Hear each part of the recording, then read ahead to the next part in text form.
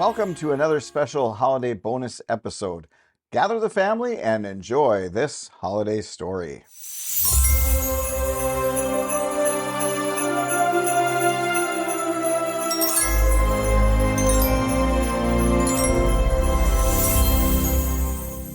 The Real Christmas Spirit by Helen E. Richards. In a prosperous Middle Western town on the east side, at the upper end of a long avenue of comfortable homes, the street veers suddenly to the right and ends in Cedar Hill, a blind but beautiful alley, bordered with lawns, decorated at this time of year with strange figures of gunny sacking wound with cord, and with piles of straw overlaid with boards. Back of these suggestions of the landscape gardener stand four houses, wide-spreading, luxurious, Cedar Hill homes of the Davenports, the Clydes, the Lees, and the Luddingtons. On Christmas Eve, it was custom for Cordelia Davenport to give a recital, and the Clydes and the Lees and the Luddingtons came laden with their articles of commerce and hung them on the Davenport Christmas tree at the end of a long drawing room. The little group of families on Cedar Hill always celebrated royally because it was within the power of Cedar Hill residents to do so. "And Cedar Hill leads the town," quoted James Davenport Jr. to his sister.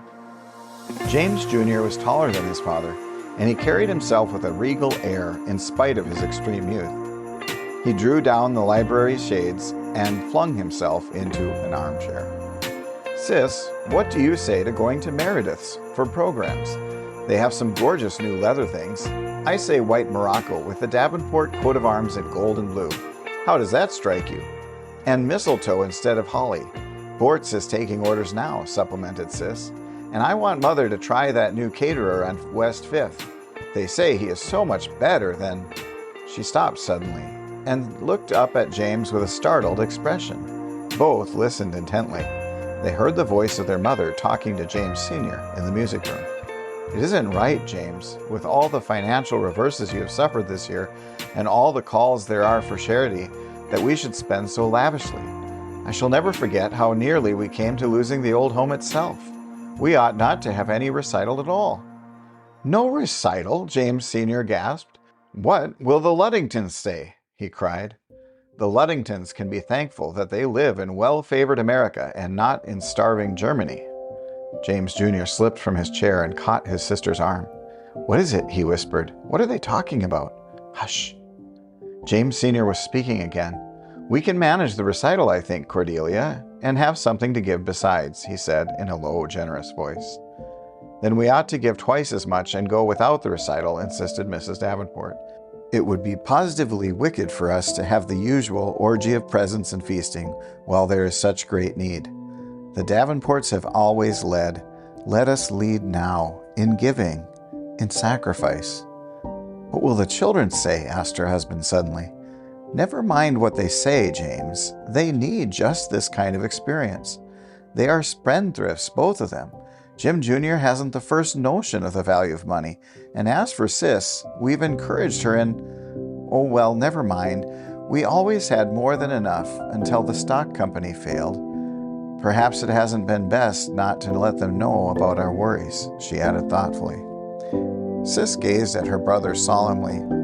"Are we that bad, Jim?" she questioned under her breath. He was silent. The fire in the grate crackled and snapped and leaped and fell. The voices in the music room had dropped to a lower key. "What, about stock failing?" James Jr. asked finally. "I heard rumors at college, but I didn't suppose it was really so when Dad didn't mention anything." James Jr. slung himself forward, resting his chin in his hands. Sis watched him in silence. "We'll let the Morocco programs go, eh, Sis?" He laughed shortly. Then he looked up. "See here, how much money have you?" "Not more than $5, I guess. I spent the rest for—" "And I haven't a cent." She gazed at him tremulously. "We can't have any Christmas," she faltered. James Jr. stood up. In the firelight, against the dark background of the library, he loomed like a young giant, his features standing out white, vivid, forceful, with all the Davenport pride and reserve. Quietly, he put his hands in his pockets and stared into the fire. "We have always led, Sis, as Mother says, And our house has always been happy at Christmas time. We have to keep it up. But the money, Jim, if we can celebrate Christmas without money. What's family pride for? It isn't money pride, sis. It's the real article. We'll have our party just the same, and we'll do it on what money we can scare up between us. The time had been years before when the Cedar Hill families were poor, when the Davenport Christmas party had been very happy but very economical. But of late years, money and social rivalry had increased the expenditure and stunted the happiness. Cordelia Davenport had been the leader, and if sometimes she sighed for more sincerity and less show in their social affairs, still it had not occurred to her that the situation could be remedied. So used had she become to professional singers and high-priced caterers that to forego these luxuries, even from a sense of duty, meant no Christmas festivity, and she sighed as she thought how they would miss the annual gathering. James Sr., too, much as he hated the stately social functions, began to realize a loss as the holidays approached. "No Christmas this year," he said with a shrug, as he met Mr. Clyde at the corner and they turned toward Cedar Hill for dinner. "That's all right," declared Clyde seriously. "We're cutting out some things too. Rather hard on the children." Silently the two men strode up on the hill, and it did not occur to either of them that they could celebrate without an outlay. "What can you do without money?" asked Davenport gloomily. "I know," nodded Clyde. "It doesn't rain Christmas doings. You have to buy them." It was a few days before Christmas, and Cordelia Davenport was making her afternoon toilet before a tall mirror in the dressing room. Tall mirrors were rather a specialty with her, and if any one of her family wished to give her an expensive present, he knew, without asking, that she could find space somewhere for another mirror, or for a cut-glass candlestick. She was not sure which of these she liked best. James Jr. once said that his mother ought to live in a glass house. Today, as Mrs. Davenport dressed, she saw reflected in her mirror the figure of a woman crossing the street and aiming straight for her front door. It was a portly figure, increased to absurdity by a huge collarette and a muff the size of 2 Angora cats.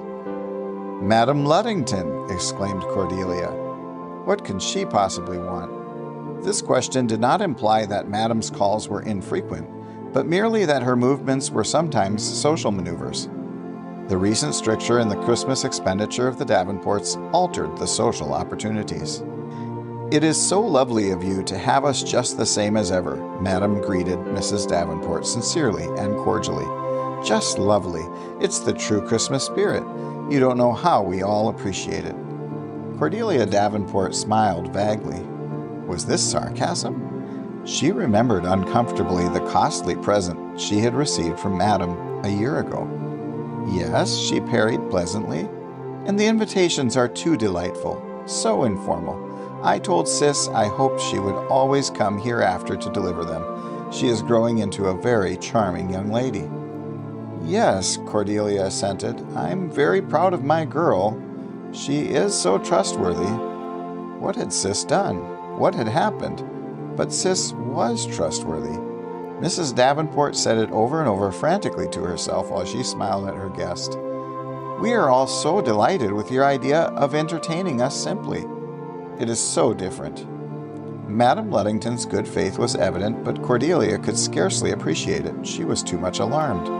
"I think," she said with sudden inspiration, and she marveled at herself as she said it, "that a Merry Christmas is not dependent on a bank account." The plump, shrewd face of her neighbor lighted suddenly. "But we had forgotten that," she exclaimed. When James Sr. came home for dinner, he was unusually happy. His wife told him of Madam Luddington's visit. "Trust the Davenports for upholding the family honor," he laughed easily. "They've never failed yet, and they never will. James Jr. and Sis came into the office this afternoon and told me they were going to entertain the usual crowd on $5. What do you think of that?" Sis said she would bake 4 dozen cookies after some recipe she learned at school. Cordelia stared.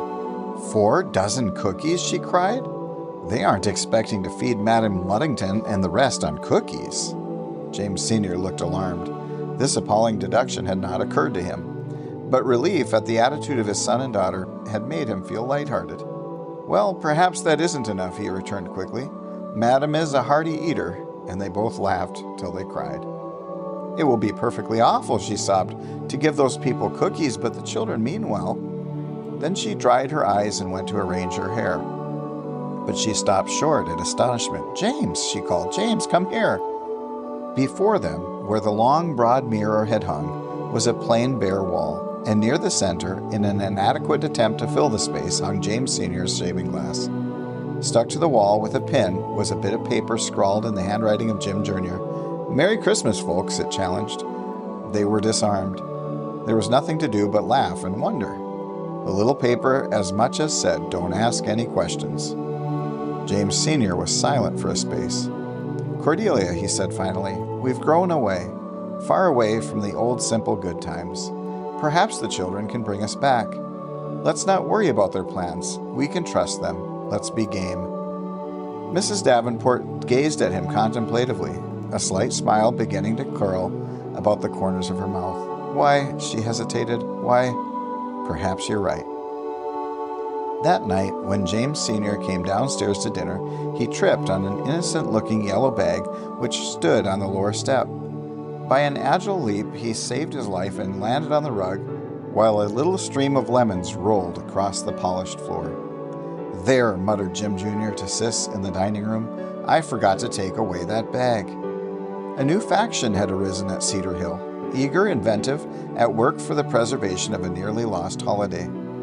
All that Merry Christmas had meant, all that had failed to mean because of worldliness and social bickerings, hovered fantastically before the residents of Cedar Hill. Secrecy met them at every turn. As the days passed on, the atmosphere became charged to its utmost with the current of mystery such as Merry Christmas had not brought for years. On Christmas Eve, there was a final rendezvous in the Davenport drawing room, a flurried, joyous bunch of 14 Cedar Hill young folks whom James and Sis had pressed into service for the occasion. They ranged in age from the youngest Luddington, a 5-year-old wee Manny in curls and kilts, to the Lee twins, just of age and decked in swallowtails and white shirt fronts. James Jr., who had passed his 20th birthday and overtopped the Lees by 2 inches, was master of ceremonies and led proceedings in his gravely dignified way. Next to him was Isabel Clyde, the tall blonde, beautiful in blue chiffon, and then Sis, black-crowned Sis, whose graceful ways and glorious blue-black hair were attractions that made one forget the color of her gown. Hastily, they stationed themselves in the front hall, the Lee twins, butler-wise at either side of the drawing-room entrance, ready to pull the curtains, James Jr. and Sis waiting to receive, and the rest hustling to the place allotted to them to tune their various instruments. There was indeed an orchestra. It consisted of 1 piano, 1 violin, 4 ukuleles, and 3 combs, well-papered, well-tuned. What a travesty on the usual Davenport recital! Will the proud Cedar Hillites be game? Is the contrast too great? Is it indeed true that it does not rain Christmas festivities, that we must buy them? At this moment, Sis turned an appealing glance toward James Jr. Did he, too, feel the inadequacy of their attempt? But her brother's eyes were fixed toward the top of the carved oak staircase, where his mother and father were descending, evidently determined to be game whatever the cost, and smilingly concealing any misgivings. As they reached the hall below, Cordelia glanced at the floor. The rugs were gone, and from the big front door stretched a strip of canvas, fastened carefully with thumbtacks. "What's this for?" she asked in surprise, turning to her son.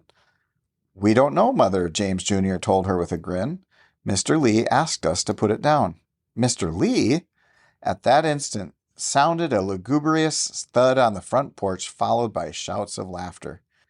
The door burst open, and in rushed Mr. Lee, Mr. Luddington, Mr. Clyde, and all the other guests, dragging a heavy weight across the mysterious canvas. "Hello, Davenport. Got a place for this thing? Oh, a Yule log, all decorated with holly. How perfectly lovely. Wait, I'll help." Pushing and laughing, the orchestra piled into the hall to see.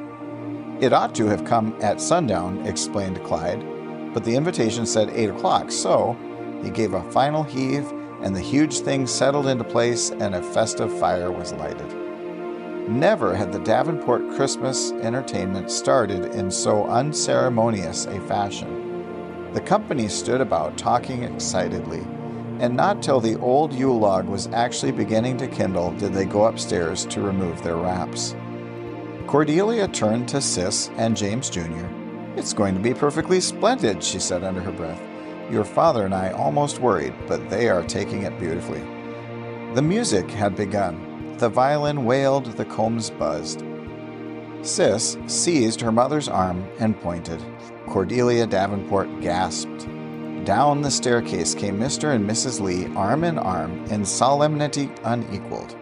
And behind them trooped the other guests, all arrayed in costumes the splendor of which no Davenport recital had ever witnessed. Mrs. Lee's gown was composed completely of ruffles from the Sunday comic section, in pink and red and blue. Her husband was in black and white, as became a gentleman, with narrow spiral ruffles of the Daily Tribune and the Argus Herald encasing each leg and arm. Were they game? Could anything in all the great town, with its wealth and pride, its poverty and greater pride, its struggle and sorrows, its jealousies and joys, equal the true Christmas spirit of haughty Grandmother Luddington in her rustling gown of fine print want ads? The youngest Luddington jumped before her and clapped his hands and cried, "Oh, Gamma, Gamma!" and jumped again and lost his balance on the waxed floor and had to be hugged and comforted. The orchestra trembled and squeaked and failed in laughter. The guests rustled and swished and laughed, while the Lee twins, faithful to their office, drew back the heavy crimson portieres and revealed the Christmas drawing room. There were no festoons of ground pine, no holly wreaths, not even the ancient bunch of mistletoe, but a blaze of glory that dazzled and blinded.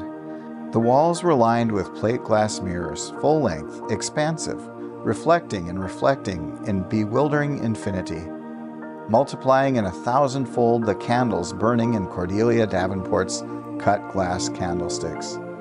There was the big library mirror, with its gilded frame, the mirrors from the dining room, hall, and guest rooms, and all the family looking glasses, everything that would reflect.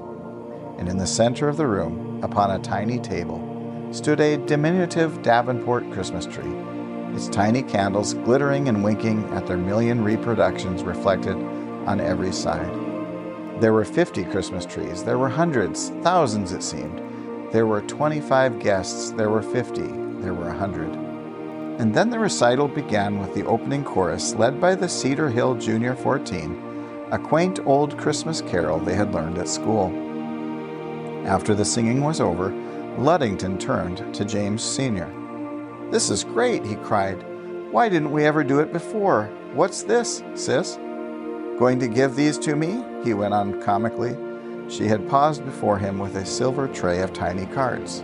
Sis laughed. "No, sir, you may have just one. We're going to set you all to work. The card will tell you what to do." "Number 4, number 4. Where's number 4? Called Archie Clyde, rushing frantically about. "Oh, Isabel, are you 7? You and I are to beat the eggs. Number 4, number 4. James Sr. roused. "What's this all about?" "Why, I'm number 4. My card is marked 4. Here, Archie, what do you want?" The boy poised on one leg in front of him and read from his card. "Help number 4 turn the freezers." "When the gong sounds, lead the way to the kitchen," read Mrs. Lee meditatively. "Why, where is the kitchen?" Madame Luddington was adjusting her eyeglasses. "Here, somebody," she cried. "Do read my card for me." She handed it to a curly-headed Luddington. "Oh, Grandma, you are to cut the cake. Oh, isn't this fun? Wait, I'll tell you what it says. Please cut the cake, which you will find on the broad shelf in the serving room. There is a knife in the left-hand upper drawer of the kitchen cabinet." "Oh," cried Madame, "how can I ever do anything in these paper furbelows?" A gong sounded above the din. "Come on, everybody," called Mrs. Lee. "We're going to the kitchen." "The freezers are all packed. All you have to do is keep them rolling," explained James Sr. to Archie after an examination of the two rounded tubs which seemed screwed to the table. "Where's the egg beater? Where's the... Doesn't it tell? Why, yes, on hanger above the sink. Here it is." Such laughter, such informality, never had been known. The newspapered guests flew back and forth. They folded paper napkins, they arranged plates of cookies, they beat eggs, and turned them stiff and foaming into the lemon sherbet. They carried chairs, they drew water and filled glasses. "I'm to light the candles on the cake," sang Mrs. Clyde. "But where are the matches?" Here in this tin box." At last all was ready, and the company returned to the Christmas drawing room to eat what they themselves had prepared and served. "You see, we couldn't have a caterer," Sis explained. "Ladies and gentlemen," the voice of James Jr. rose above the din, and they looked to where he stood, straight and tall, between the bay windows. "Ladies and gentlemen, 25 years ago tonight, on Cedar Hill, in the Davenport parlor, 9 persons gathered to celebrate Christmas Eve.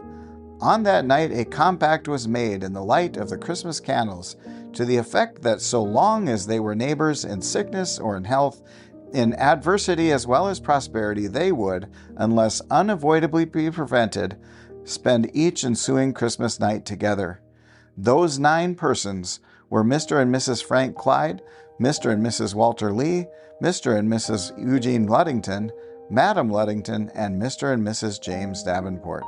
Wherefore we, the children and heirs of the aforesaid persons, have determined that so long as the power lies within us, we will, with sincerity and goodwill to all, aid and abet the aforesaid persons, and if at any time their courage fails, or money is otherwise diverted, we will, by reason of our inherited ability and traditional inventiveness, provide such entertainment as may be needed for the annual occasion.